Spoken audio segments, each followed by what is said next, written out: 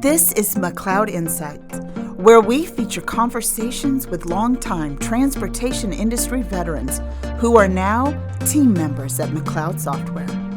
Our goal is to support and empower our customers by helping them learn about proven ideas and best practices that will have a positive impact on how they run their companies.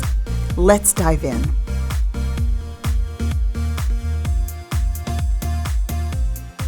Hello, my name is Robert Bowen, and I'm with the implementation group here at McLeod Software.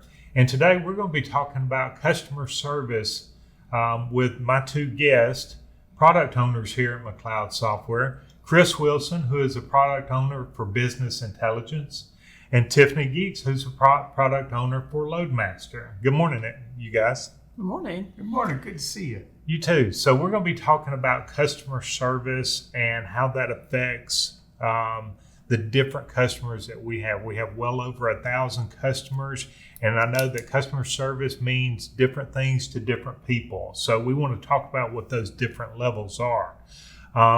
The first thing, let's start a conversation. We talked about this last week about diversifying your customer base. I think you and I started that conversation, so I'll let you jump right in. Yeah, we were talking about how it's important to have various types of customers, and when you're servicing a particular type of business, it's really important to start growing that out as you're getting comfortable with that type of business and diversifying, so that way you're kind of protecting yourself from the highs and lows of the market, which I know you're very familiar with, and that happens all the time. And I know that we have lots of customers that have their shippers that have various books of business as well. So it's really important to, when you're working with the customer, once you're in the door with them, understand what they're doing and how they're performing their book of business, and then getting into those other areas and being able to service them in more than one way. So I would think that you see these in two different ways. You see it on the front end from an operational point of view, where trucks, brokers, carriers go to one particular customer a lot more than others. Some people refer that as kings and paupers. Everybody's got their kings that they deal with, and they feel like they spend more money with us. But are you really making any money on those kings, or are you making money on the paupers? And that's the part that you see in your business intelligence area, the profitability on each one of those, and you get to analyze it in a different way. Yeah, and I mean, when we think about what the value of a truck is, right? On average, we speak about the average rate paid from point A to point B, but in reality, that average is a broad spectrum of rates charged that day for a truck.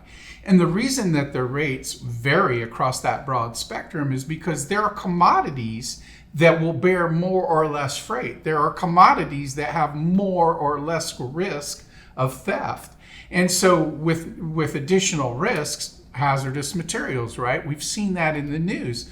When you're hauling hazardous materials, you need to be fairly compensated for that risk. And so if you back away from the hazardous materials and you think about it as a pure commodity play, if all you haul is apples, you're going to be really busy during the apple season. Then what?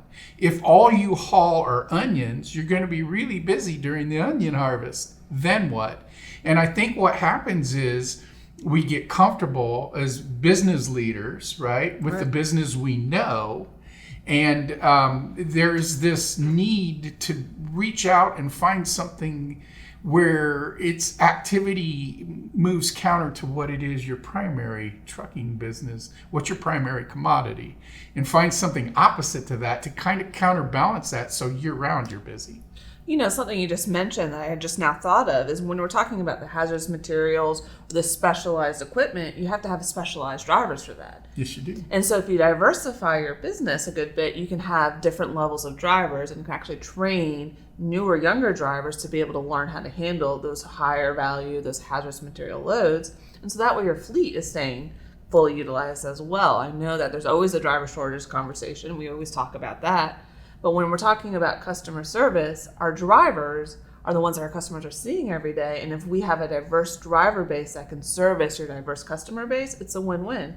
You have drivers in the trucks, and you're servicing your customers. And those drivers, because not every one of those drivers will turn into a hazmat qualified driver. Right. There's only a small percentage of drivers that ever elevate themselves to that level of risk to prove themselves capable and safe enough Right. to operate with that kind of commodity on them. And so, having that diverse group gives you the ability to find those nuggets amongst the rest of the dirt, those nuggets of gold. Yeah. They're out there. They are out there. And I've actually was spending time with some customers this week, and they said that their books of business have changed because of their drivers. They used to haul a very specialized type of a commodity, and they no longer have enough drivers to haul what they had what they had priced out. So now they have to change their market for their driver fleet, which is another reason why having diverse customers is so important. Because as your driver profiles are changing, your customer base has to change with it so you can stay profitable. Absolutely. It makes me wonder if you have which more is the driving force. Is it your drivers that you can't specialize, so they're more generalized, and now we have to have more business in a generalized area?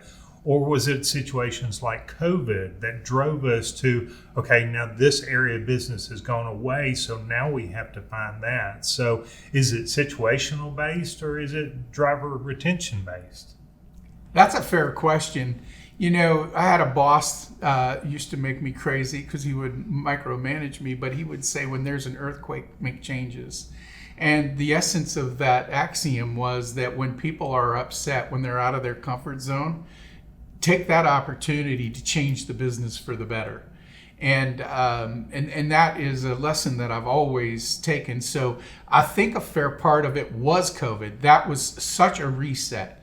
That was such disruption to especially the asset providers. It sure was. They just couldn't predict where they were going to be. Every day, every week, it was changing. Let's not forget the toilet paper crisis and then the protein crisis. I mean, you were moving drivers around, and they were hauling loads that they never hauled before during the pandemic at the height when the supply chain was all out of whack. And that really did reset how we kind of did our planning, how we're using our networks, and how we're managing our drivers, and who we want our drivers to be, and how we want our customers to interact with us. I think it was a great reset, really. We should not call it, the COVID-19 anymore. It was really the great reset on how supply chains function in today's world. Absolutely. And I'm embarrassed to admit I probably still have paper towels that I purchased back in 2020 that we haven't used yet. I can assure you that's the only commodity in our house that was purchased in 2020. How much do you think price affects your customer base? So what comes to mind is this little restaurant that everybody knows, and you get service with a smile. Thank you for doing business with us. And it may be a $2 lemonade. But do those customers who charge more, do you feel that you have to provide better service for them? Or is it just your everyday customer that you're getting a mediocre rate or median rate for that? Do you think price plays a factor into that? So I'm sure price plays a factor into that. I used to work for Ford Motor Company in a prior life. Ford does not tolerate fools or excuses. And so one of the parts of the economy that's really held on, Tiffany, that I've seen especially, is that freight that's coming out of Mexico. It's actually ramped up as the West Coast has ramped down, right?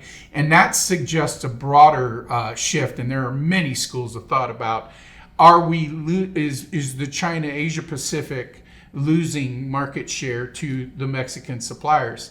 I'm in the camp you are. Yeah, I think it is. There are people amongst us who would debate us on that. It's too early. Couldn't have changed that quick. I'm here to tell you, it can change quicker than you think. That was my job at Ford. That was my job at Emerson. I was the transportation buyer.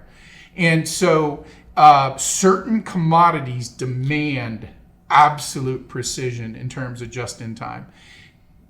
2 years ago, we might have shifted away from just in time, but I promise you, final assembly for an automotive manufacturer can't do anything but just in time. There aren't enough square feet of concrete for them to stock that.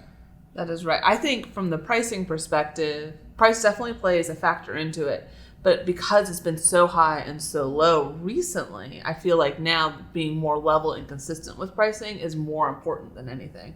And then if you pay the higher rate, you're going to expect on-time delivery every single time. No service incidents, always at the dock so you're going to be there, and the consistent pricing. The customers are no longer going to put up with the ups and downs of the pricing and the highs and the lows. And I think we're feeling that right now in the marketplace. I think that 3 months ago, 6 months ago, it was a little bit different game. And I think today, because of the things that are happening economically, we have to stay level and you have to stay true to your pricing structure. I would agree with that. There's a stabilization of pricing that I see right now that's going on. And I'm glad to see that. But for a period of time, there wasn't. And companies didn't care. They still had to move their freight. They still had to move their product. But now there is a stabilization to that. Now, if price wasn't a factor, different customers expect different things. So what in your mind is good customer service? So in my mind, good customer service is understanding your customer's basic needs. Knowing, do they want to talk to me every day? Are they good with my data fusion exchanges? Do they want loads picked up every day? What is their expectation from me? And then meeting that and then keeping that consistent.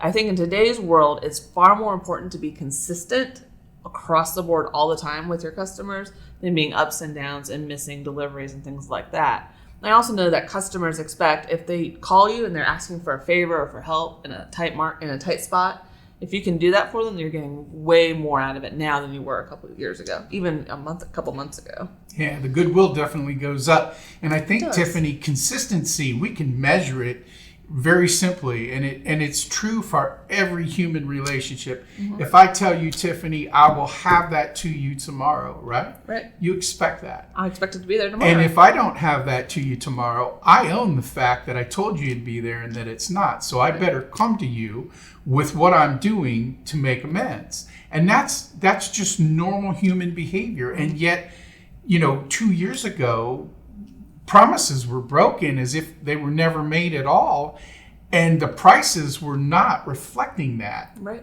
Because people were saying, yeah, I know I promised you that truck. I'm getting paid $500 more from this shipper, therefore I'm going to go there. And so, being of your word matters. Mm-hmm. And the companies that are of their word and they're covering the hard stuff, just like they're covering the cherry stuff, they're the ones that are growing in this market. And there are customers growing in this market. There are, and you see it every day. And that leads into my next question. How important is it that you listen to what your customer is asking for, whether it be a king or a pauper?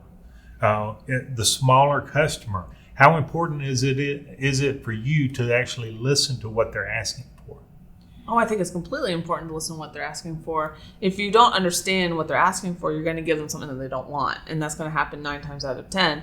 It's really about listening to what the customer's questions are and what their needs are and being able to supply them and building that relationship. I mean, I think we're back to the days of good relationships and good communications with customers and being honest and a bit transparent with them in today's world. Don't you think so, Chris? I agree. And while you can go crazy on the analytics and calculate the market pricing segments... You would never do that. Well, maybe I've been accused of that once or twice. Ultimately, this is a people game we play, right? People will always be part of the supply chain. That's how the supply chains function. So trucking, while some can speculate about whether or not that truck can drive itself, is always going to require human beings point to point making the problems go away. When things are smooth, automation works beautifully. EDI is just what the doctor ordered. But as we can see, things can go wrong and they can stay wrong for 2 years. Well, and things can go wrong. Let's just talk about, traffic and interstate shutdowns. I was on site yesterday on the way back to the office, the interstate shut down. I was stuck for an hour and a half, not moving. So just the nature of the world in logistics, you have to accommodate for the what's going to happen and what might not happen and just be willing to adjust every day on the dime. Yep, and own the problem yes. as it is and explain to them what you can do to correct it. And move on, right? Because problems will happen. Great companies, great people differentiate themselves in how they respond when a problem does happen. there's technology out there, and we see it every day. Everybody orders something from these larger retail stores and gets deliveries at their home every day. I do personally. So how important is it to understand how you interact with your customer on a daily basis? It's very important to understand how you interact with your customer. And here's like kind of like the pro tip that no one really wants to talk about is not only does a customer service talk to the customer every day, your drivers talk to the customers every day. That's the face of your company. It is. So if you don't treat those drivers right, you're going to have a bad reputation at those shippers. And it's really important to take care of your drivers so that way when they're at the docks, when they're at the guard checks, they're having that really positive interaction with your customer. They're going to remember that. You take care of your drivers are going to help you take care of your customers. And taking care of your driver means defending that driver when they get to a shipper that maybe didn't value them like they should have. Correct. You know, you've got to weigh that. Don't let those problems fester. You'll lose drivers over it. The margin on business is high when you have someone that is difficult to do business with because the majority of the market is eased away from them. That takes the right kind of person to deal with that stress every time. And at the end of the day, it doesn't matter how good the profit margin is on a particular move if you lose your driver. Right. Because you won't be doing that move. Right. Yeah, driver retention is still a big deal in the industry right now. Absolutely. So how we treat our drivers is most important. But we also have to educate the drivers on how to treat a customer too. And that becomes very important. So it's a circular argument with the driver retention. I get that. Yeah. When drivers reaction to customer service, what's the best advice you could give a company to help their drivers with their customer service? I just think back to the days when I was dispatching, and some of the best interactions I had with the driver is sitting there and explaining the actual situation of what happened. The customer forgot to put in the order. It has to go. It's a hot load. Do we have the hours? Oh, we have the hours. Fantastic. Like, let's walk through your plan. When are we going to pick up? When are we going to take our break? And really treating the driver, knowing and understanding that they're going to take care of that customer if you help them. And I think that's the most important thing is that they understand that without these customers, there's no freight for them to haul, so they're out of a job. And without them, we're out of a job. So really just working with them and planning their trips and making sure they understand the customer. I was on site with a customer yesterday, and they said, if that driver gets there, tell them to roll right on in and unload them. They're actually hot for that product. And that's all they need to know. If you communicate with your drivers the way you communicate with your customers, you're golden. Yep. Mm-hmm. When that breakdown happens, it's when chaos ensues. And when that breakdown happens, you have to have people, and especially in your dispatch office, that are competent at managing the emotional reactions that are bound to happen. You can't penalize somebody for being human. Oh. Sometimes when you're a driver and you bump that dock and nobody even says hi to you, you think you are literally the last priority in that yard, and it may very well be true. And I always try and think about how would I feel if I was in that person's shoes, right? And it's real, and so it has to be managed and dealt with. Again, ignore that problem, and things fester and balloon beyond control. I completely agree. Let's circle back to the main part of this and diversification of a customer base. Mm-hmm. So this is where I'm going to lean on your industry knowledge from, you guys have been in the industry for a long time. So what's your best advice? Most companies know, owners know that we have 80% of our business with this one customer, and it's not a good thing, but I can't turn this ship that quick. Mm-hmm.